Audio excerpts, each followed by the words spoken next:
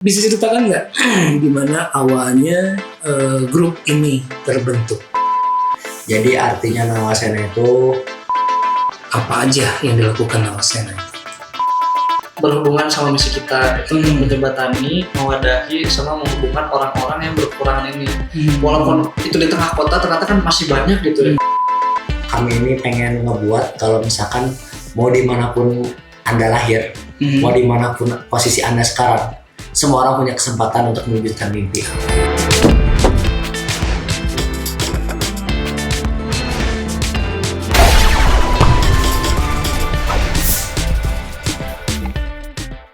Halo, selamat jumpa lagi dengan Telombong Podcast. Masih bersama saya Arif Wijaya yang akan terus senantiasa menyajikan masalah-masalah sosial yang ditinjau dari sisi lainnya, yang unik dan hal-hal yang lainnya. Dan semoga saja informasi yang kita sampaikan ini akan menjadi inspirasi dan edukasi, mudah-mudahan ya. Dan sebelum kita mulai, selalu jangan lupa untuk subscribe, kemudian like, atau nyalakan loncengnya. Nah, kali ini saya bersama sekelompok pemuda nih. Tidak seperti biasanya, tapi ini cukup menarik. Pemuda-pemuda kita ini, pemuda harapan bangsa ini yang sudah hadir di Telombong Podcast ini. Oke, ini ada siapa saja? Iqbal. Iya. Iqbal yang mana nih? Iqbal. Oh, Iqbal dan Mahesa. Oke. Iqbal dan Mahesa tergabung di dalam grup Nawasena Group. Tapi sebelum kita ngobrol-ngobrol, jangan panggil Bapak atau Om ya, panggil AA aja. Iya. Oke. Nah, bisa ceritakan nggak gimana awalnya grup ini terbentuk? Jadi awalnya grup Nawasena ini bisa berdiri itu dari nongkrong sebenarnya. Dari tongkrongan saya bersama founder satu lagi, tapi kebetulan tidak bisa hadir. Oke. Nah kita itu emang orangnya suka banget sama hal-hal sosial. Nah kebetulan juga kemarin itu baru beres SMA, baru lulus dan baru masuk PTN. Kita tuh merasa kalau misalkan kita ini anak-anak muda ini harus bisa ngebuat pergerakan perubahan gitu. Akhirnya dari tongkrongan itu kita nge-hire teman-teman kita, buat bikin sebuah komunitas kecil. Terus akhirnya pas tanggal 22 Juli kemarin berdirilah komunitas Nawasena.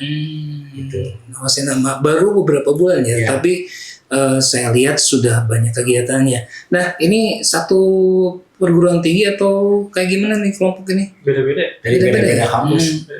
Mahesa dari mana? Kalau aku masih calon. Masih calon. Oke. Dari Iqbal UPI. Dari UPI ya. Nah, jadi tidak harus yang sudah kuliah saja, siapapun bisa bergabung. Betul. Begitu. Baik, itu tadi dari nongkrong ya. Nongkrong kayak gimana sih awalnya? Emang suka nongkrong di kafe ngobrol-ngobrol gitu. Obrolan anak muda biasa suka kemana-mana kalau ngobrol. Oke. Nawasena pasti ada artinya dong. Apa tuh arti itu? Jadi artinya Nawasena itu masa depan yang cerah. Karena kami Dari bahasa apa? Dari bahasa Sanskerta. Oh iya. Karena kami punya tujuan ingin memberikan masa depan yang cerah untuk nusa, bangsa, dan ibu pertiwi. Oh, hebat betul ya. Mau nambahin?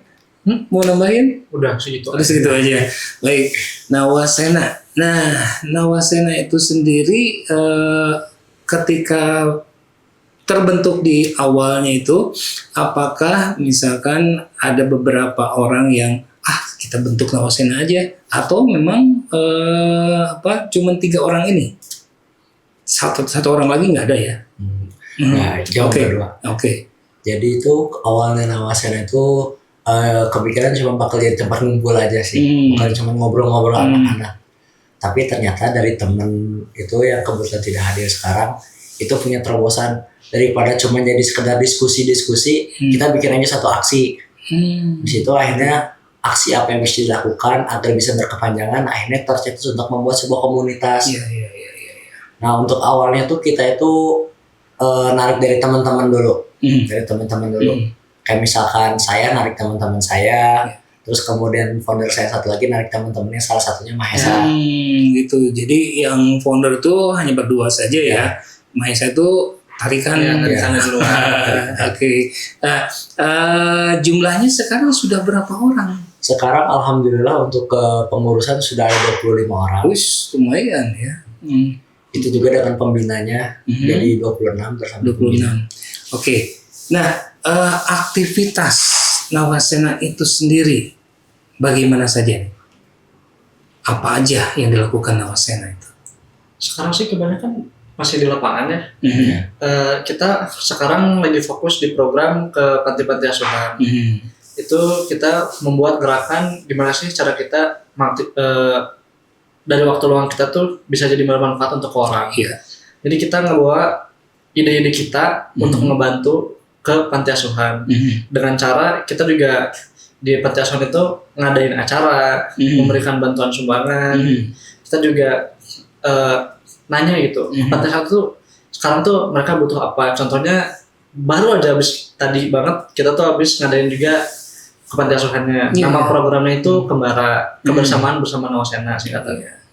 Alhamdulillah tadi gerakannya lancar, alhamdulillah itu lancar banget. Alhamdulillah ya. Alhamdulillah anak-anaknya juga seneng. Ya di situ juga kita ngeliat apa sih mereka tuh kebutuhannya. Ternyata panti itu walaupun di tengah kota masih banyak yang kekurangan alat tulis.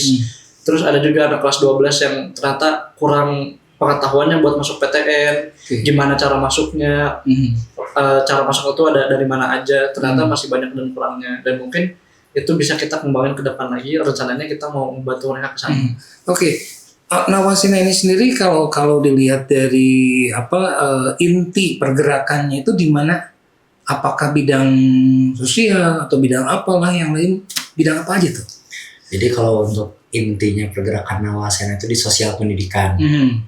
Sosial pendidikan. Ya. Sosialnya sendiri apa saja? Apakah hanya ke panti-panti ataupun yang lain-lainnya? Yang gitu. Jadi untuk kegiatan sosialnya sendiri, Nawasena ini memang berfokus untuk mengembangkan kaum-kaum marginal, yaitu kaum-kaum pinggiran. Kayak seperti anak-anak panti asuhan, anak SLB, terus juga orang-orang tua yang kurang bisa baca tulis dan lain-lain. Itu untuk secara sosialnya. Pendidikannya? Nah kalau secara pendidikannya untuk sekarang kami lebih ke penyuluhan dulu. Tapi kami menggunakan cara-cara yang berbeda untuk penyuluhan. Karena kan memang setiap segmentasinya beda-beda. Nah kalau misalkan kayak anak-anak kami menggunakan kegiatan Kembara. Jadi kayak bikin acara edukasi tapi fun education gitu. Tadi sempat sebelum kita mulai acara ini ada mimpi-mimpi apa itu yang dibangun ke anak-anak tuh luar biasa menarik tuh. Mimpi apa? Apa yang dimaksud dengan mimpi-mimpi itu? Kayak gimana? Jadi untuk mimpi yang kami ingin bangun ini, kami ini pengen ngebuat kalau misalkan mau dimanapun Anda lahir, mau dimanapun posisi Anda sekarang, semua orang punya kesempatan untuk mewujudkan mimpi. Nah kegiatan kami ke panti asuhan, ke tempat-tempat yang bisa dibilang pinggiran itu untuk menumbuhkan rasa itu. Karena banyak orang yang sudah merasa menyerah dengan nasibnya. Padahal nasib itu masih bisa dirubah. Mungkin ada pepatah yang mengatakan jika nasi sudah menjadi bubur, akan jadi bubur saja. Tapi bubur kan bisa dikasih cakwe, bisa dikasih kecap, dikasih lain-lain. Kita bisa membuat inovasi-inovasi gitu. Luar biasa ya obrolannya. Saya saja nggak kepikir sampai ke sana loh. Oke. Dari situ juga, dari mimpi-mimpi itu kita juga berhubungan sama misi kita itu untuk menjembatani, mewadahi, sama menghubungkan orang-orang yang berkekurangan ini. Walaupun itu di tengah kota, ternyata kan masih banyak gitu ya. Ternyata sekelas yang ternyata kota masuknya masih banyak kaum-kaum itu yang masih ternyata terpinggirkan. Dan apa tuh? Oh. Nanti di kayak gitu aja ya. Oke, terus dari situ kita pengen gitu ngebantu-bantu, dan jadi kita juga menyalurkan bantuan kita agar ternyata mimpi itu jalurnya banyak, dan kita juga bisa menjadi salah satu jalan buat mereka untuk mencapai mimpi-mimpinya. Kalau tadi dibilang kelompok-kelompok marginal, yang lebih spesifik lagi, ini sasarannya itu mana saja sih? Kelompok yang mana saja sih? Nah tadi kan ada anak-anak yang kayak gimana tuh yang menjadi sasaran gerakan dari Nawasena ini? Kalau misalkan untuk sekarang ya di sasaran utama kami itu adalah anak-anak panti asuhan. Karena anak-anak panti asuhan itu membutuhkan pelayanan khusus gitu. Memang kalau misalkan secara dana mereka itu pasti setiap panti asuhan itu ada donatur tetapnya pasti ada. Tapi ternyata orang-orang itu luput dari pendidikan.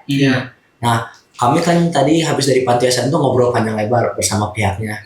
Ternyata untuk masalah dana mereka memang aman sebenarnya. Tapi untuk masalah pendidikan ya udah seadanya aja. Kebanyakan itu cuma datang tanpa evaluasi, tanpa ada kelanjutan, dan cuma sekali datang tidak ada kelanjutan. Gitu. Tapi kalau Nawasena enggak ya? Ya, Nawasena kita visinya itu kita ingin kolaborasi jangka panjang. Oke, kalau berusaha ngomong kolaborasi, ada nggak kelompok yang berkolaborasi dengan Nawasena ini? Sekarang masih rencana ya? Sekarang masih rencana, tapi kalau misalkan untuk beberapa pihak sudah kami hubungi. Seperti pihak Darut Tauhid, terus pihak Kecamatan Arcamani kemarin, terus Yayasan Kebaikan Umat, dan lain-lain. Ada juga yang lagi berjalan itu, kita ada kolaborasi sama Karang Taruna. Iya, sama Karang Taruna. Untuk penonton yang di luar kota Bandung, Arcamanik itu di Bandung ya. Nih barangkali aja ada penonton dari Uganda atau dari mana, nah gitu. Tidak perlu dijelaskan juga. Ya, oke. Pada saat ini apa yang dilakukan yang paling ya ibaratnya apa ya, mengena ataupun paling terkesan oleh Nawasena ini, aktivitas apa tuh yang pernah dilakukan? Aktivitas yang paling mengena dan berkesan bagi kami itu Kembara tentunya. Karena dari Kembara itu kami bisa ngelihat sisi lain dari kota Bandung itu sendiri. Kami bisa bertemu dengan banyak orang, bisa melihat juga sudut pandang anak-anak yang dikira mereka baik-baik saja, ternyata tidak. Di situ kami akhirnya dapat pandangan baru yang insightful gitu, yang mengembangkan pemikiran-pemikiran kami pada akhirnya. Ya, terutama kan apalagi dari ini, dari Kembara ini kita belajar, dari kita ngobrol sama anak-anak, kita berhubungan dengan yayasan, kita berhubungan juga dengan pihak-pihak luar, ternyata masih banyak gitu yang luput dari perhatian masyarakat, yang padahal kalau itu kita perhatikan bisa loh itu tuh masalahnya hilang, cuman karena kita luput aja, cuman walaupun 1 senti itu tuh jadi suatu masalah yang mereka rasakan tetapi kita tidak sadari. Selama bergerak ini apa nih masalah yang paling sulit dirasakan? Paling sulit dirasakan itu selama ini sih mungkin ada dari beberapa yayasan juga ternyata tidak kurang support ke arah kita, walaupun kita berniat untuk membantu. Itu juga mungkin rada susah ya kalau itu ya. Kalau dari lain sih biasanya belum terlalu susah, paling biasanya kita ngontrol anak-anaknya, paling masalah di situ. Sama dengan pihak-pihak luar untuk kita kolaborasi untuk membantu suatu yayasan itu ternyata nggak semudah itu.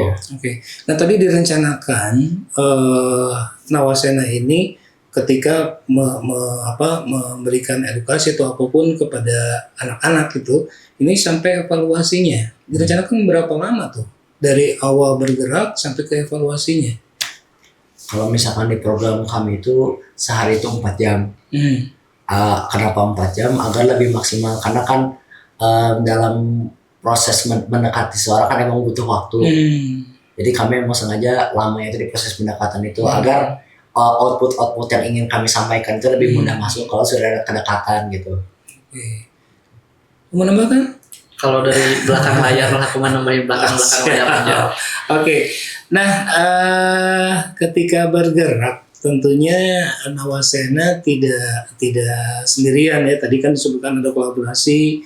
Nah disebutkan juga tadi sebelum memulai acara ini ada mitra-mitra yang bekerja sama dengan Nawasena. Bagaimana tuh kemitraan itu? Jadi kalau misalkan kemitraan itu bisa saja individu atau misalkan sebuah kelompok yang mau support Nawasena, bisa secara langsung ataupun tidak langsung. Seperti logo kami pun itu yang membuat logo kami itu mitra kami, itu mitra kami. Dan untuk pelatihan Nawasena itu dilatih oleh mitra-mitra kami juga. Ada dari konsultan psikolog, terus ada dari yayasan, terus juga ada dari trainer-trainer yang keren gitu. Dan kemitraan itu salah satu yang alhamdulillah banget ya, ternyata banyak gitu pihak yang secara sukarela tuh membantu kita, padahal kalau mereka nggak mau mah nggak ada untungnya. Ya nggak ada untungnya sebenarnya. Sejauh ini supporting apa nih mitra itu? Apakah ada hal yang menguntungkan juga untuk Nawasenanya, atau misalkan hanya tadi kegiatan yang dilakukan oleh mitra bersama Nawasena? Tadi siang ada pelatihan sama mitra kita dari psikologi. Kita baru ngelakuin pelatihannya tadi. Ya, pelatihan buat kita ke masyarakat. Sebelum kita ke masyarakat, tentu kita harus bersihin diri kita dulu dong. Jadi mitra itu bersedia buat ngebantu kita, padahal kita belum ada apa-apa tapi udah mau dibantu, itu alhamdulillah banget. Oke. Nah, ngomong-ngomong dengan seluruh kegiatan ini, benefit apa sih yang didapatkan dari kegiatan yang dilakukan untuk Nawasena ini? Yang pertama dan pasti itu menambah pengalaman. Cuma pengalaman doang.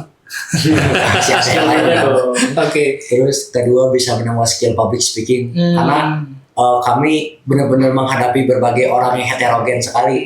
Dari mulai cara ngomong ke pemerintah bagaimana, cara ngomong ke masyarakat yang kurang mampu bagaimana, cara ngomong ke anak-anak bagaimana, dan kita yang paling sulit. Yang di belakang layar juga dari media ngelatih skill editing, ngelatih skill fotografi, dan ternyata media tuh kita kalau ngeliat tuh nggak cuma kita lihat yang di IG aja gitu, ternyata di belakang layar tuh banyak banget media tuh yang bisa kita explore dan melatih skill kita, dan di situ dari kegiatan ini kerasa banget gitu improve di skillnya. Oke. Nah tadi person bilang ada media seperti itu, berarti ada divisi-divisi yang dibentuk di dalam Nawasena itu. Oke. Divisi apa aja tuh? Jadi kalau misalkan Nawasena ini punya struktur yang agak berbeda dibandingkan organisasi lain.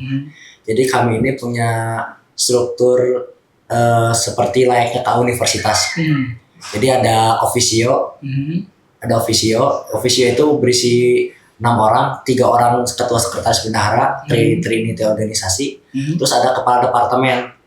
Kepala departemen itu dia itu bisa dibilang setara dengan officio. Jadi balance powernya di Nawasena. Nah si kepala departemen ini membawahi divisi-divisi. Jadi satu departemen itu ada 3 divisi. Kalau departemen 1 itu mengurusi internal, itu ada divisi pengembangan sumber daya manusia, ada divisi sponsorship, ada divisi dana usaha, itu di departemen 1. Kalau di departemen 2 ada divisi pengajuan kerjasama, ada divisi program, dan ada divisi survei. Nah kalau divisi 3, departemen 3 ada di sini. Departemen 3 media, itu ada digital, humas, sama kreatif. Luar biasa ya. Digital, humas sama kreatif. Nah untuk digitalnya sendiri ini untuk apa saja nih yang digital di sini dimaksudin untuk megang pemberkasan kita juga sih, sama megang semua akun, sama yang upload lah, sama ngurusin pemberkasan kita di media.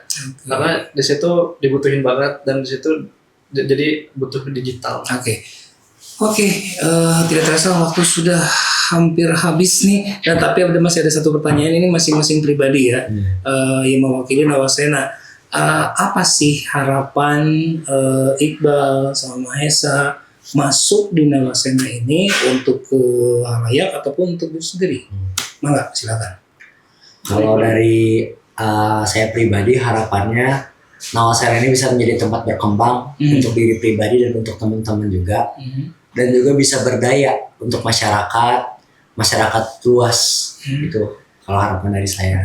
Dari harapan saya, semoga Nawasena ke depannya selain bermanfaat untuk masyarakat, tentu bermanfaat juga buat anggotanya. Semoga ke depannya kita bisa bawa Nawasena ini jadi lebih besar ya. Amin. Kita juga bisa menyediakan sertifikat-sertifikat buat anggota-anggota kita dan membantu perkuliahannya. Mantap, luar biasa. Bulan September kami mau mengajukan ke Dispora juga untuk Nawasena ini. Minta doanya juga ya kepada para penonton juga. Kami sedikit demi sedikit sekarang sedang membuat legalitas untuk Nawasena juga, agar bisa menjadi lembaga yang resmi dan bisa terintegritas untuk menaungi masyarakat. Sebutin aja medsosnya. Silakan. Boleh di follow Instagram Nawasena Group, Kalau misalkan untuk media-media lain mungkin akan menyusul nanti. Oke, media apalagi nanti yang menyusulnya? Mau YouTube juga? Udah jadi sih ini Ya, YouTube. Yang selain YouTube sama TikTok itu masih belum kepikiran. Oke. Sama tadi nama IG-nya ada underscore-nya ya guys. Underscore Nawasena Group. Sekali lagi dijelasin yang jelas supaya jelas oleh penonton ini. Nawasena. Jadi nama IG-nya underscore Nawasena Group. Oke, baik Mahesa Iqbal, terima kasih banget ya sudah datang ke Tolombong Podcast ini. Mudah-mudahan informasinya menginspirasi dan mengedukasi luar biasa sekelompok pemuda yang punya pemikiran yang di luar jangkauan batas manusia masing-masing. Baik, terima kasih. Sampai jumpa lagi di Tolombong Podcast berikutnya. Jangan lupa subscribe, like, dan nyalakan lonceng. Oke. Thank you ya. Oke.